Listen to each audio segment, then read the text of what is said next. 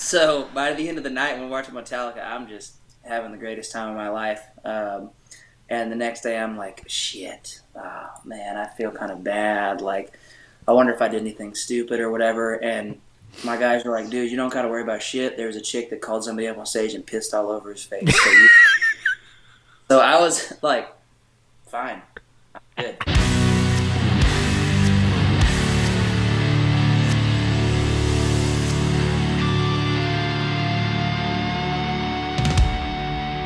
The Fred Minnick Show is brought to you by 291 Colorado Whiskey, by Michter's, and by Heaven Hill Brands. And joining the Fred Minnick Show, Austin Meade. What's up, man? How you doing? Oh, doing well, doing well. Thanks for letting me join in on the old tasting here. Absolutely. So I wrote a book about mead, which is fermented honey or honey wine, depending whatever you want to call it. Do you ever, I mean, with the last name of an alcoholic beverage, I'm assuming, do you drink mead from time to time? I've tried it a couple times, but usually it's some homemade hodgepodge stuff that I haven't had any luck so far. But have had random fans give it to us and stuff, and yeah, I haven't found the right one for my palate yet, I guess. You know who makes a really good mead? Maynard James Keenan from Tool. That guy, yeah, he makes one of the best. He makes the best canned mead I've ever had. Like, he literally makes the best canned mead I've ever had. Now, there's not a lot of them, don't get me wrong, but usually people bottle it like wine, and the canned meads aren't that good. But his is amazing, really amazing. Yeah, I'll have to give her a shot. Yeah, you have to see if your management team can hook you up with some of Maynard's mead. Okay. But are you a Tool fan? I mean, it seems like it'd be a good fit for you. Yeah, my dad got me into music, and he's a really big Tool fan and Perfect Circle, so I've seen them a couple of times. I'm always blown away by the production of the live show. I can't say that I'm a historian in either band, but I've definitely been to the shows. Yeah, you're a musician through and through. You play a few instruments, and you just dropped a single, Red Roof Estates, and I saw the title, and I was just thinking to myself of driving through the countryside and seeing all those like hotels, those red roof hotels. Is that what you named it after, or where did that name come from for Red Roof Estates? Yeah, it's kind of a combination of things. So I live out on a lake, and out like our way to get home from the middle of the lake, there's a bunch of these really big fancy houses, and they all have like red roofs on the top. So I would just use that as like my point of direction to get home. But we also had multiple nights staying at Red Roof Inns over the last 10 years, like around the country. Mm-hmm. And I just thought it was a really funny play on these characters that I wrote this record about. If you watch the video for it, you kind of see this guy is at the bar and thinking he's all, hot shit and everything, and he's telling a girl, hey, you could have seen the view from my place. It's a penthouse at the Red Roof Estates. And just to think of like a penthouse at the Red Roof Inn was really funny to me. So I just dove into that world. That's a pretty good a twist of irony there, for sure. I mean, the amount of drugs and craziness that goes on in the Red Roof Inns are, probably is equal to the rich guy's house. Probably the same amount of dead hookers. Yeah, probably just a little different quality of product, I assume. Yeah, just the cocaine's just a touch less adulterated at rich guy's house. But I've been listening to your music since I learned about you, and I got to be honest, you're one of those musicians. It's hard for me to put in the box of what genre you're in, and it's like, are you Southern rock? Are you Red Dirt? Are you outlaw? Like, what genre of music do you like to claim? I don't know that I really claim any. I guess currently we're like alt rock, with definitely like. I mean, I'm from Texas. I definitely have Southern roots. And maybe like early on in my career, we sounded a little bit more country-ish, or I don't know. I was always going for like the Tom Petty thing early on. And then the record that came out last year was called Black Sheep, and that was me just kind of trying to go balls to the wall and play the music that I grew up on, which was a lot of rock and roll from my dad, 80s hair metal, but then Mm-hmm. also I grew up in the pop punk era. So, I was a big like Paramore, Fall Out Boy, Seosin kind of a fan, but also loved and still do like just big 80s guitars. Oh So yeah. kind of meshing all that together, I guess. I feel like we've gotten better at it the last couple years, so maybe we're just now finding what we were supposed to sound like. Mm-hmm. Well, this But is this, this is also a time in music history where Jelly Roll, a hip hop artist, comes out with a rock song, becomes number one in rock, and then he has like a top 40 country song. I mean, you could do whatever the hell you want, really. right, there's no rules, which is great because finally all the people who haven't been following the rules are being found out about all of a sudden. Yeah. So maybe that's where we sit. Yeah, I like that. I mean, you strike me as a guy though that honestly, like when I listen to you, like I'm kind of hoping you do go more toward your roots of what you kind of were going after, like that Tom Petty kind of that kind of rock. I do think you have that. I do think you have that kind of style, but the guitar is so key, but also drums are great in your music. Like I don't know if that's by design, but I like the beat and I just like the general sound of what you're doing for sure. Yeah, we got lucky with the team we have. So my drummer's been with us now since that Black Sheep record. He actually got hired right before Black Sheep, and he had been off the road for like 5 years. And I found him working at a bar. He was working at a little bar called Sam's Town Point down in South Austin, and he didn't have a gig. And I was there watching one of my other buddies' bands play, and I was like, "Hey, I'm looking for a drummer. You know anybody?" And they're like, "That guy right there." They point to Aaron behind the bar, long haired dude, pouring drinks. I'm like, that guy can play drums? All right, well, fuck it. Let's give it a shot. And so him and then our lead guitar player, Willie, he's been with me for almost 5 years now. And he hopped in a little bit before the Black Sheep record, so we wrote a lot of those songs together. But those guys definitely have a thumbprint on, how we sound. And I think it's pretty unique. Where we're at down here, a lot of people will hire, studio musicians to do this or that, or, fly somewhere and do the thing. And it's been really cool to not have to do that because the guys that play with us live are the ones that actually played on the record. Mm-hmm. It's it's definitely challenging because you go into the studio and you like challenge yourself with all this new shit and put all these crazy guitar parts or whatever on there that, I mean, we do, but then we have to go back and do that every night. So it's interesting. Now, what is kind of your whiskey background? Like, what do you normally drink? Yeah, so I'm treating this as a learning experience, to be honest with you. Okay. So, I was a beer guy for a while, and in college, pretty much drank whatever anybody put in front of me. Permanently burned tequila from my life at that point.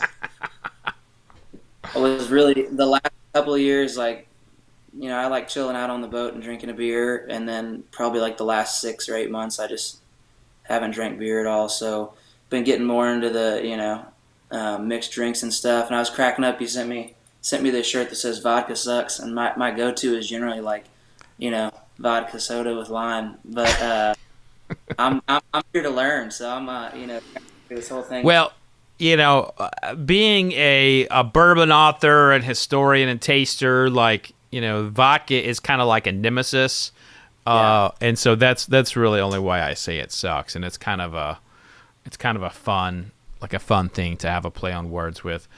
I will say I sent you 3 products. They should be labeled A, B, and C. Is that correct? Yeah, I got them right in front of me right here. Okay, all right. Well, I have the actual products, but I somehow did not bring the sheet that I have. So give me 1 second. I have to go get the sheet to tell you what you're tasting real quick. Hold on. All right, sheet discovered, and I do have the whiskeys. So let's go ahead and begin with glass A. So grab. You should have 3 glasses Yeah. If you don't have 3 glasses, then you can grab them. Or if you want to drink straight from the bottle, that's allowed too. We'll allow it. I got a couple glasses right around the corner. Awesome. Yeah, I'm interested in this this bourbon hot sauce you sent over here too. Yeah, that's my hot sauce collab. You a hot sauce guy? Yeah, I'm a saucian, whatever you want to call it. I'm always about the sauce. Well, if you grew up in Texas, I'm an Oklahoma boy, and we just put hot sauce on everything back in the day. Love the stuff. Grow our own peppers. I'll be in Yukon on Sunday. Oh, at home of Garth Brooks. That's where Garth grew up. So what's the trick with this? Are you putting these on ice or just straight up? No, just straight. What you're going to learn today is kind of a tasting tutorial. And what we're going to do is we're going to taste these separately and just like A, B, and C, and then I'll reveal what they are at the end. But you're going to be like an official taster with me, and you're going to choose your favorite. Official. Yes. All right, I'm pouring them all here. Getting them all ready. My longest stint with with whiskey because of Pantera and Megadeth, so I have a black tooth grin tattoo. So that's our thing for the longest time at the bar. That's awesome. And it's awesome until the next day. That's one that is not kind. Ooh.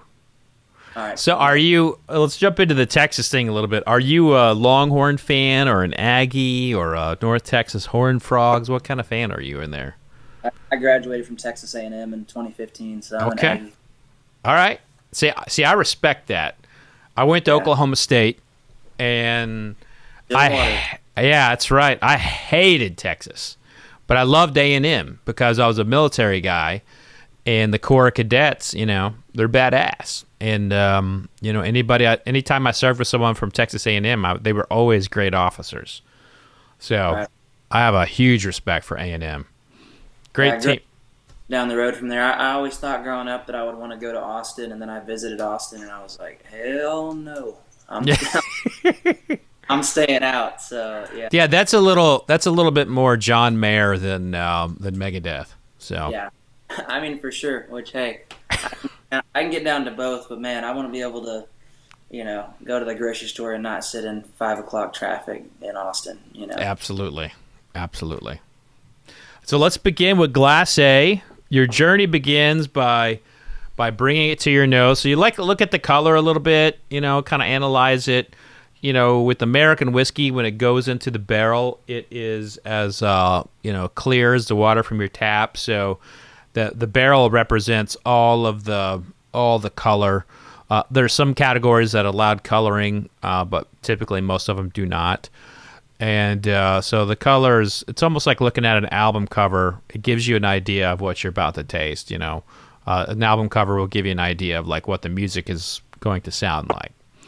And so when we want to bring it to your glass, bring Glass A to your nose. And when you bring it to your nose, you want to smell with your mouth slightly open. Yeah. Kind of go back and forth here. And you can, when you smell with your mouth open, you're relaxing your olfactory and you're able to pick up more. Okay.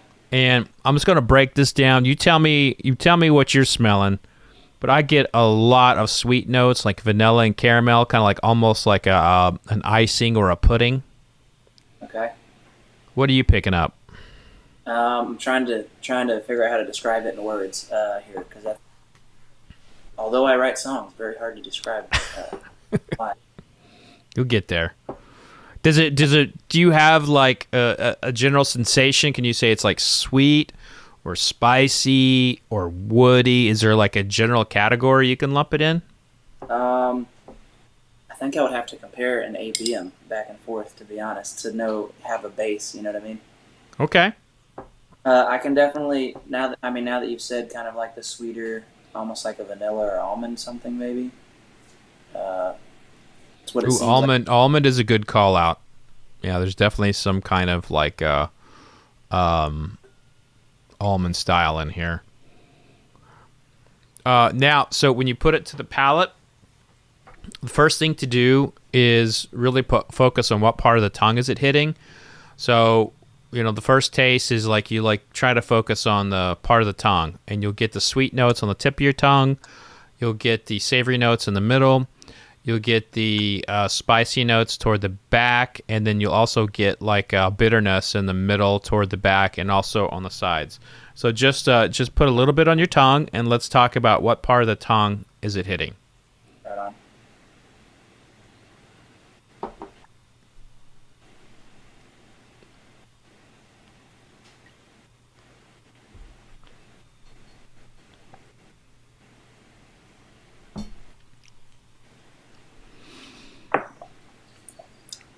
For me, it was like on the front and like the sides, I guess. Definitely. So that's your sweetness and kind of like your bitterness like popping up. And there's a couple things that I picked up here that would definitely suggest that those would be the areas of the tongue that would populate, and like a dark chocolate, which can have some sweetness to it, but it's also bitter. There's definitely a dark chocolate note in here. And what you think too about the almond note you picked up on the nose? Go back in and see if you taste anything that reminds you of almonds. There's also some other notes in here that for sure. But let's go back in and taste it one more time. Straight up science right here. Science.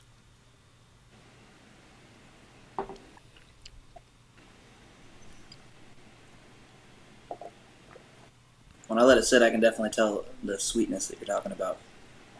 Yeah, it's I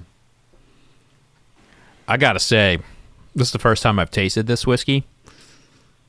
I like it a lot. I mean, this is like whiskey of the year kind of good, in my opinion. It's really good. Austin, you're sharing a moment with me here. You're sharing a moment with me. This is some great whiskey. I'm taking it in. So whenever you do these shows, are these all new ones? Yeah, I never send anybody the same thing. Well, occasionally I will send the same whiskey, only because I need to move the bottle. Like I need to pour it out, and that's like something rare. And I don't like to. I like to share it with people. And this is one of those kinds of bottles. This is a pretty limited edition bottle. And the next one that's coming up is too. It's like I think there's only like 30 bottles of the next one. But so how are you? Whenever you're finding these things, what's your process there?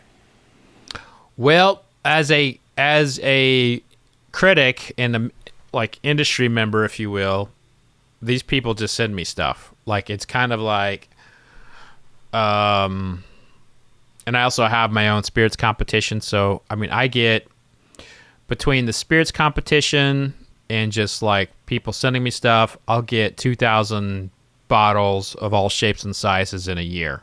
So, damn. Yeah, that's kind of it has its burdens because I can't drink it all, so I give a lot of it away to friends. Yeah. And then I have a lot of people wanting to be my friend to get whiskey. So it's a good problem to have, they say. Yeah. That's always you can always tell who's. Then hopefully the first 5 or 10 minutes you can tell who's just there to get something for free. You know? Oh my God. Yeah, it's pretty easy. They just go their eyeballs. It's like it's what I imagine like an attractive person feels like. When people just flock to them and just trying to get up on them instead of having a conversation with them. I wouldn't know what that's like, but when I see them going straight to the bottles and like saying, oh, you have Michter's 25, or you have Russell's 13. Oh, yeah, it's kind of creepy. It can get kind of weird. But I live in the weird too. I mean, I drink whiskey for a living, so weird shit's bound to happen. Right. Yeah, that's always me and my band were talking about that. We talk about it pretty often. It's like I don't know who else gets paid, for a living to like do what they love and actually have a good time. So I met one of them. You're one of them. That's right. But one of these days you'll have like teenage girls hiding out in bushes, while you're about to get on your van and like stalk you and shit. So, Wait, has that already happened? Not that exact stance, but yeah, we. It depends where we're at. If we're in one of our areas where we're decently well known, it's hard to get anything done. Cause, you get some stalkers, do you? I mean, not necessarily stalkers. What's funny is I get a lot of weird messages from like older dudes, which is really funny. But like, because the whole sound of our stuff is, a lot of it's guitar and that reminiscent of classic rock. And older dudes on whatever Instagram or Facebook, they don't exactly text like they talk. So like I got a random one like last week from some dude where the profile picture was just him like way too close to the camera. Yeah. He's like, I need you for my 60th birthday. I was like, what do you need of me? Do you need to? I don't even respond, but I'm like, you need to rephrase that. You need the band to play birthday party? Okay. Now, you're not getting fellas dropping their trousers and sending you anything inappropriate, are you? Hell no. No, that's why I didn't go to Austin. So I'll tell you, these are the times though. You just never know. You just never know what you're gonna get in that inbox. I get stuff all the time too, but.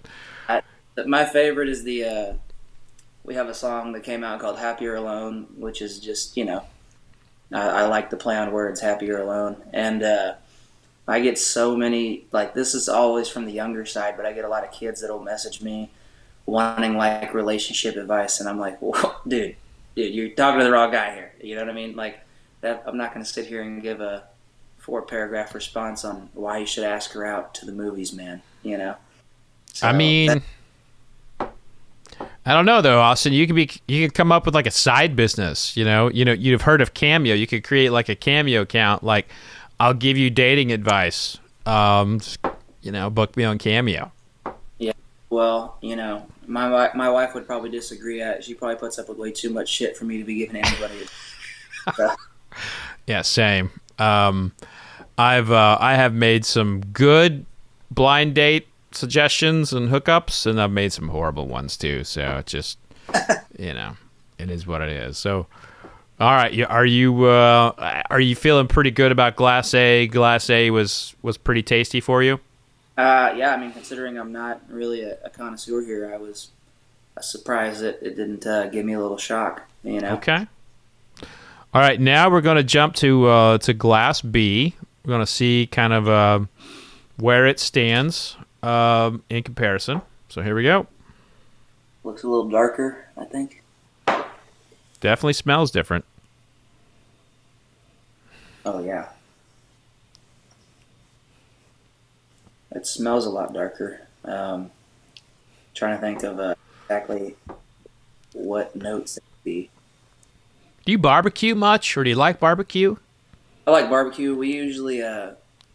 that's like the Texas standard. Whenever you're touring around here, everybody's like, I got the best barbecue in town. So when we come to their venue, we kind of get burnt out on it sometimes because sure, every barbecue joint thinks they have the best barbecue in the world. So, and some of them really do. There's one in Grand Prairie, right between Dallas-Fort Worth, Zavala's.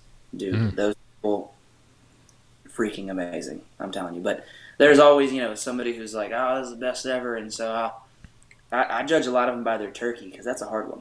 Mm-hmm. A good smoked turkey is pretty tough, I think. So, that's one of my first go-tos to see. And if they have boudin, I go straight for that too. Oh, yeah, that's the secret. The secret there in Texas, a lot of places. Now, there's all these different styles, though. You're a Texas boy. Can you branch out and love you some Memphis barbecue, little St. Louis action, or are you dead center always going to be a Texas barbecue guy? I mean, if I'm having to rank them, I guess yeah, just because I've grown up here. But trust me, when we go through Memphis, we'll find a little joint that looks like it's been there since the '40s, and that's usually the first place we go. The sketchier Awesome. the better. That's the same way I am about Mexican food because I grew up in South Texas. Hmm. So if it looks like it needed a new roof 10 years ago, that means the tacos are probably going to be amazing. So That's we target that's those. true. That's so true. All right, so to the palate. So on the note, the reason why I brought up barbecue is like it smelled like hickory to me. I like some hickory on the nose, some smoke. It's definitely the back of the tongue for me there.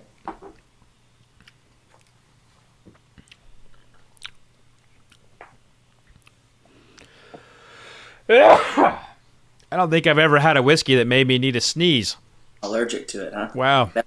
That's that bark in it. Yeah, it's that charriness, man. It's like I'm all sneezy now. It's pretty heavy. Yeah, this is smoky. This is really smoky. I gotta say, this is the first time I've been comparing these back and forth, and the difference just between those two is pretty incredible. Pretty stark, actually. Yeah, this one is this one's like you cooked. This is gonna be a weird analogy. Like you microwave some barbecue from last night, and you cooked it too long.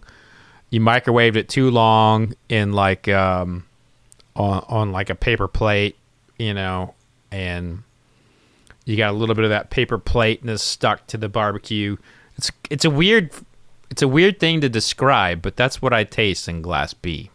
And you're trying to save it with some sauce. You definitely need some sauce. Yeah, so not saying I hate it, but I'm not saying I like it either. I think it needs a little splash of Coke in there, and then you just shoot that one just like you would if you're in Pantera. Yeah.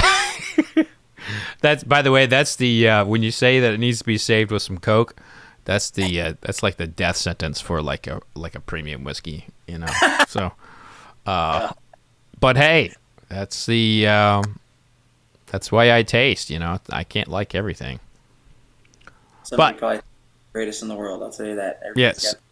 Yeah, that's right. Somebody's gonna love it. If you like smoke, if you like barbecue, and I'm not saying pair it with barbecue, but I think you could like this. It's real smoky, and it's not the kind of smoke that's like peat. It's like wood smoke. So, yeah. What do you drink when you get on stage? Do you have anything beforehand, or does that mess with your vocals? Now I will have a drink from time to time. I try to be a good boy and not start it up till show or after the show. If it's a big show, I'll wait. I'm not saying we don't have those shows where we show up and we already know it's going to be a good time, and so we'll hit it. But I definitely don't ever want to be sloppy on stage because everybody has a cell phone these days, and so the dynamic of the band in the last year has really changed. Yeah. Because it's one thing to be in the moment with the crowd and everybody's having a good time, but if somebody posts that online and you go back and see it, it can become quite embarrassing if you don't have your shit under control. So and you got that one musician who brought someone up on stage and she peed on someone. We actually did that festival. You played there? You were there? Well, welcome to Rockville. Yeah. Yeah. But we played on that same. We played on the Space Zebra stage. We were one of the first bands of the. That was like the main stage. Metallica was the headliner on that one, and they had these side stages that were still big crowds in big areas, but they were on one of those like secondary stages, and I guess the guy loved it. That's what I cracked up about the most. Is that he ended up suing him. Really? Yeah, I think he ended up suing him. Yeah, it was. Video. He was like, hell yeah. His wife probably made him sue him. I would bet. Yeah, he was. Yeah, but yeah, it was. Well, so gross. Funny thing about that is, we played at like 4 or 5 in the afternoon on that day, and So Metallica has this whiskey called Blackened, Right, right. and as a gift, they gave each of the band members like a whole bottle. So I was like, Nice. I'm done working. Let's see how this. So by the end of the night when we're watching Metallica, I'm just having the greatest time of my life. And the next day, I'm like, shit, oh, man, I feel kind of bad. Like, I wonder if I did anything stupid or whatever. And my guys were like, dude, you don't got to worry about shit. There was a chick that called somebody up on stage and pissed all over his face. So I was like, fine, I'm good. I mean, that's hard. That's a hard one to top. And It's whenever you're running from the bear, you're like, you just got to be faster than the yeah, slowest person. You know, that's right. You know, I do work with Danny Wimmer presents the we co-created a festival together, and I remember seeing that, and I was just like, oh, poor Danny, because you know the everything. Just imagine putting on a show and that happening. Oh, that's just horrible. yeah. You And know, it's funny too because it wasn't even like one of the main bands, so you can't really just be like, it was Metallica. What are we supposed to do? yeah. I was also told the next day that somebody didn't get it approved, and they like drove a minivan with the lead singer on top into the crowd, like with people moving obviously at a slow speed, but they didn't think about how they were going to remove the minivan from like 40,000 people. You know, so now that you've got the lead singer and the band up there jamming on a minivan or whatever. Anyways, that Well, what's happening here is like, you know, when those tickets go on sale for next year, they're going to be like, what the hell's going to happen now? I'm buying a ticket, you know? So, man, I guess so. but you do have to worry about the cell phone, right? That is part of it. You have to, you know, you have to have the studio. You have to be more careful today than ever. Just imagine if cell phones were around to those bands from the 80s that you love, the Def Leppards and Motley Crue. Just imagine if cell phones were around. I mean, woo. Ozzy, somebody traveling around with Ozzy with a cell phone behind him. I'm sure even like a Tom Petty, you know, I'm sure there was just everybody finds something offensive. You know what I mean? So even if your fan base loves you for it, there's going to be somebody else that wants to take it off and doesn't know shit about you, and just Mm-hmm. you know, it's so easy to just snap and just have no facts on anything. But yeah, that's definitely an interesting part of it, and I think about it a lot too with musicians and celebrities, whether it's an actor, actress, whatever, or someone like yourself.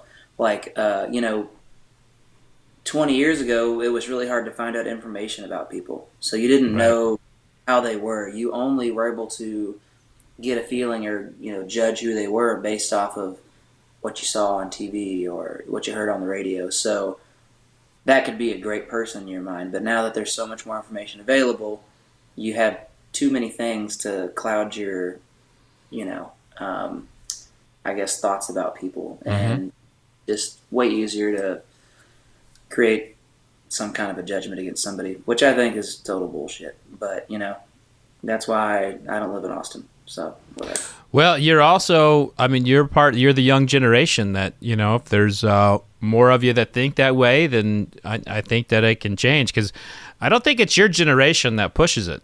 I really don't. And it's interesting to me to see the youth kind of like flip things a little bit. It seems to me like people who are in the age bracket of like 22 to like 30 seem to be just kind of like, okay, you fucked up. Did you learn your lesson? Great, let's move on. You know, that seems to be the norm right now in that age group.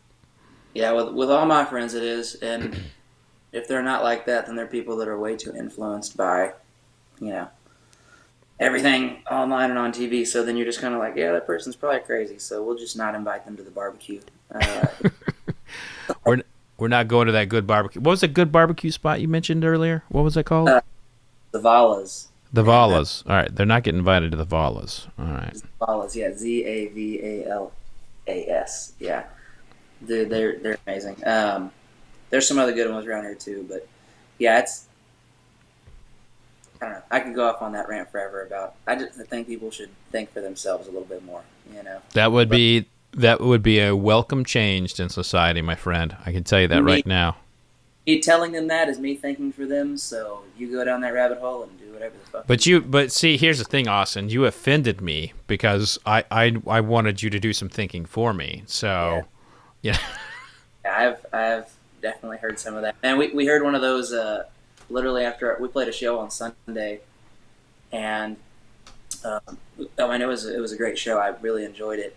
And we walked off stage, and there was like a stretch between the green room where I actually had to like walk through the crowd a little bit. Like not a big deal, but it was an outdoor show in July in Texas, and Oof. so Hot. I'm drenched, right? And so I walked to the green room to go change my shirt, so that I always walk back out to merch and like talk to everybody and say thank you and shake hands. But like I want to go change my shirt so you don't have to pat my back. It's just totally soaking wet. And I'm walking by, trying to walk quickly, but everybody's like trying to, grab their picture on their cell phone because that's all they want. They don't care about anything else. And I'm like, I'll be right back. I got to change shirts. I'll be right back here. Give me like 3 minutes. I'm going to drink water and be right back here. And these people at the front, you're so unsociable. Y'all are just assholes. I'm like, what? We just played our asses off for these people. Super interactive with the crowd. And we couldn't even get like 3 minutes of personal time, to go. Wow. To not, and it was for their benefit, so they didn't have to like hug us while we're all just soaking wet in our own sweat. But that kind of stuff just cracks me up. It makes me love and hate the job at the same time.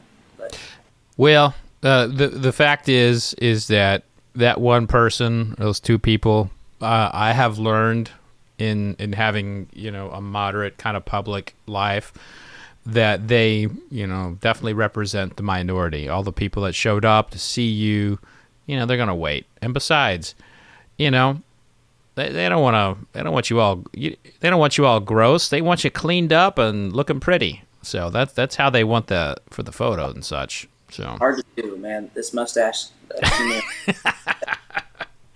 yeah, you got a whole thing going on. You definitely got a good ensemble. That's for sure. Good tats. Do you have any more room for any more tattoos, or are you done? Oh yeah, I just got this one. I think last week. This is my newest one. It just says bad luck.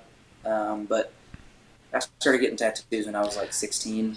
My dad's a pastor, so I was like the rebel child.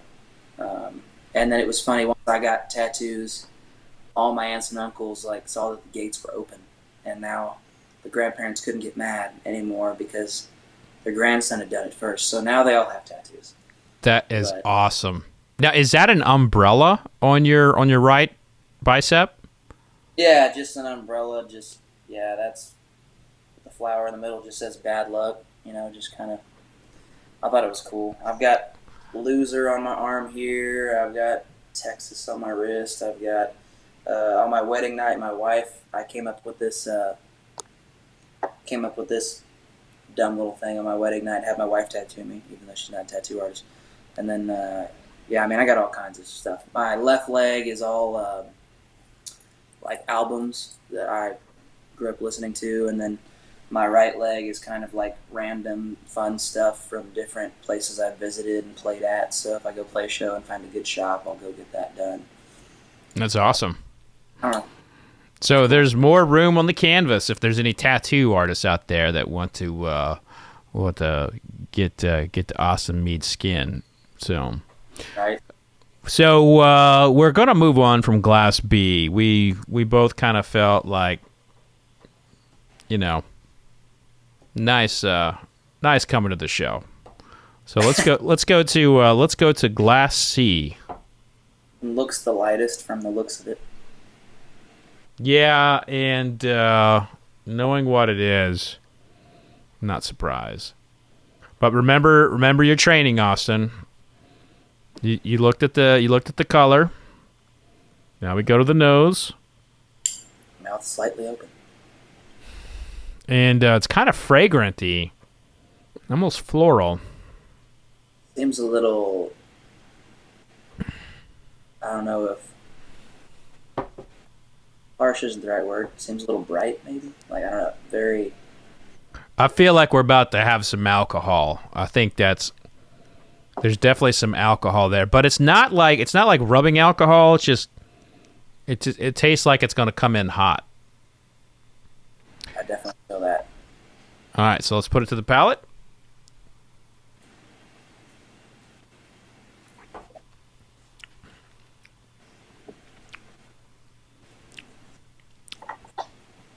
Back middle, what I got on that. Yeah. Definitely a spice bomb. Well said. Well said. I didn't That know is that is spicy as shit right there. Like, I mean, like pepper spice too, and like it treated my tongue like a hot sauce, like a really powerful hot sauce will just come in and fuck my tongue up, and like I can feel like the pores like opening up, and that's like what this whiskey did. It was like came in and was like, ah, it's really spicy. Yeah, that's potent, as they say. But I don't know if it's the kind of spicy that I wanna drink again. Like it's nice. I gotta be in the mood for this one. Yeah, Straight up. I feel that. No, I know I'm kind of talking about it, but did you have any other, like, did you find anything else to it other than the spice? I've been really paying attention to the parts of the tongue that it's hitting because I didn't know I was supposed to pay attention to that until today. So learning experience achieved. Woohoo! Definitely like the middle and back of my tongue, I feel like, was where that came from. But I feel like if I'm going back,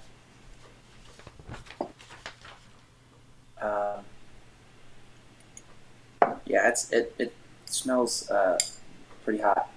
I think it's probably the least tame of the group. I don't know. It came to party. Smells the cheapest, I guess. Interesting. Oh, Interesting. It smells the cheapest. Okay.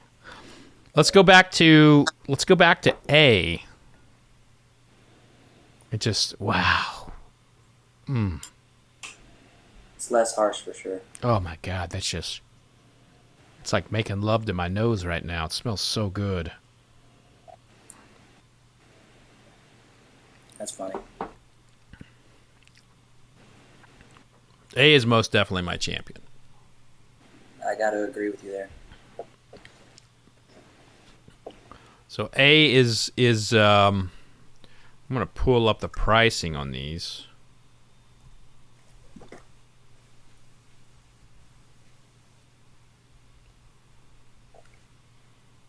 Yeah, now we can see if I really was right about it smells the cheapest. We'll find out. All right, so glass. Hey, you know what? We'll go to glass A last since we both fell in love with it. So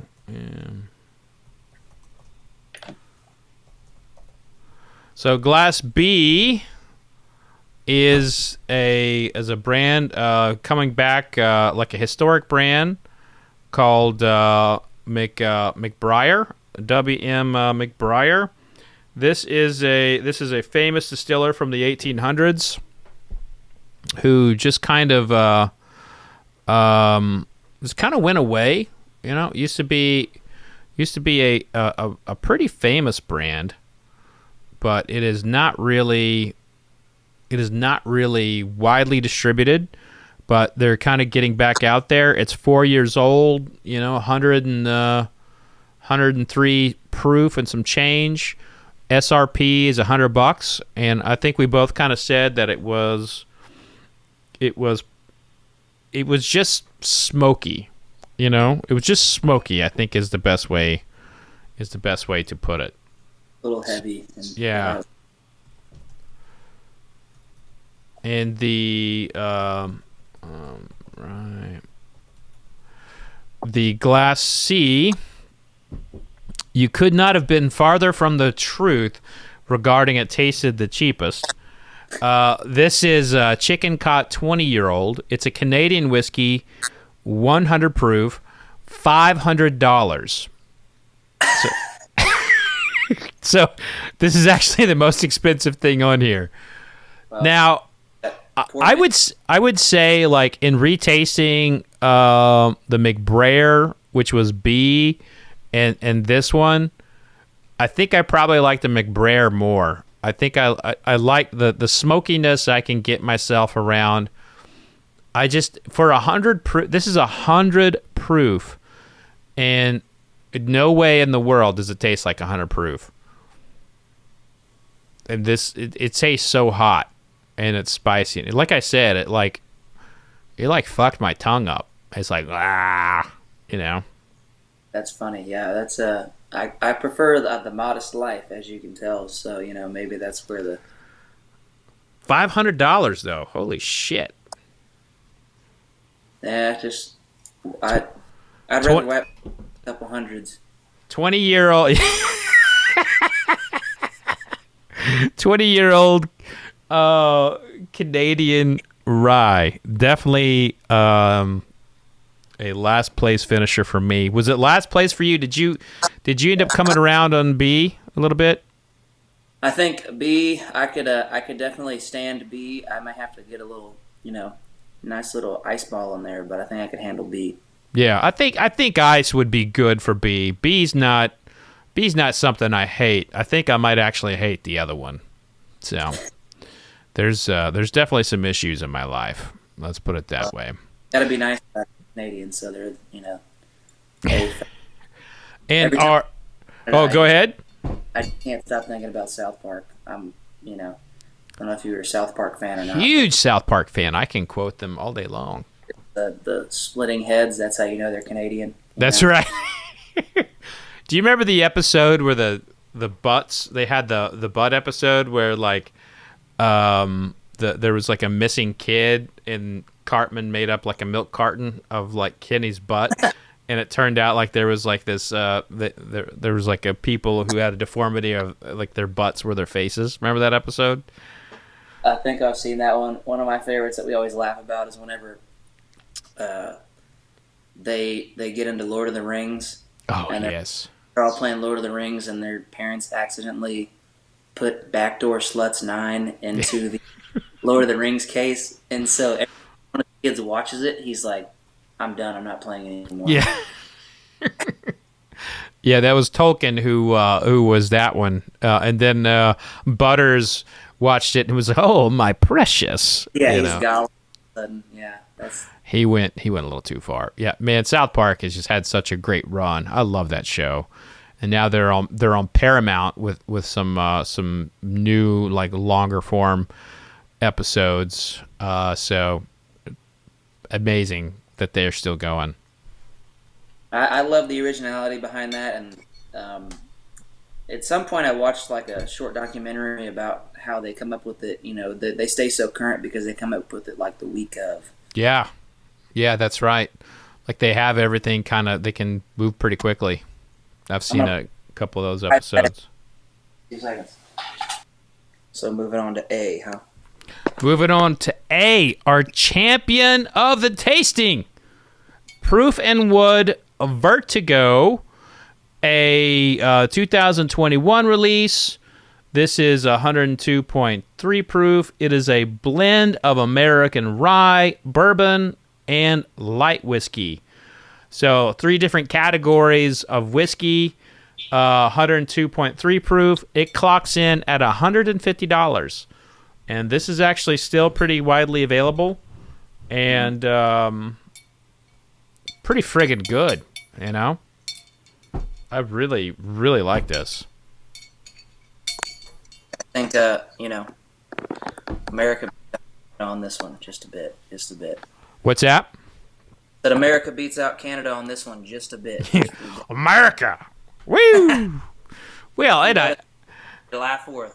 That's right. And, you being a Texas boy, full-blown America right here in the heart. Hey, full-blown dick. You know what I mean? I feel it.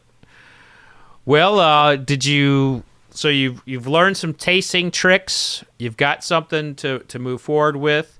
Are you going to be dropping vodka now and pursuing, whiskey only, or are we still going to be seeing that vodka soda? Which is fine. It's fine. I'm just actively recruiting, Yeah, I think I'm gonna keep taste testing here. Our winner for the day may get me onto a little bit more of a train. I think I can split custody, split times. You know Okay. what I mean? Well, So, you have my info if you ever need any help in your journey, and so hit me up anytime. But tell everybody how they can find Austin Meade. What tours you got coming up, what records you got coming out, all that good stuff. yeah, I mean, I guess the World Wide Web of Google, Meade, stick a E on the end of it, and that's my last name. Yeah, we're still working on a bunch of tour dates coming up for this fall. I mean, in particular, I'm about to be in Fort Worth, Amarillo, Yukon, Oklahoma. Woohoo! Yeah, Wichita, Kansas. We'll be rolling through Kansas City, I believe. We're gonna hit Council Bluffs, Iowa, which is right by Omaha. We're doing a Mm. show there with Shinedown and Jelly Roll, like you were talking about earlier. And then I'm actually playing at a distillery in Mound City, Missouri, on that next Saturday. Interestingly enough, brand new Oh spot. yeah, I just got their whiskey. Yeah. Ben Holiday, former McBrayer distillery. Is that it? I'm not sure if that's it or not. I got to look and see what's up. It's from Mound City, Missouri, though. Oh no, this says Weston, Missouri. Okay, I don't know my Missouri towns like I should.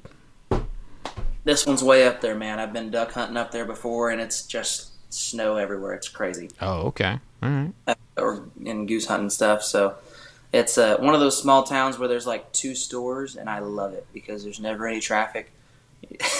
you just, you I'm know, I'm I'm gathering a theme here. You hate traffic. I dig that.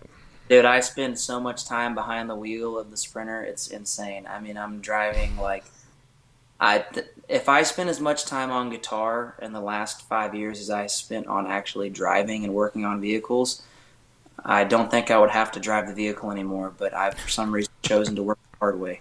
So Well, you like the toil and the journey, and that's awesome. But man, thanks for coming on. I wish you all the best, and I'm excited to see you in person. I can't wait for that. where are you based And at? I'm in Louisville, Kentucky. So Okay, right on. We'll have to talk to the old management. We may be coming through Kentucky soon. love it. Well, I look forward to sharing a dram with you. I'll bring something good. Absolutely. Just bring that American stuff. You know what I mean? By God, America. All right, Austin. Well, thank you so much for coming on. Be safe out there. And even though you're going to be switching time, remember vodka sucks.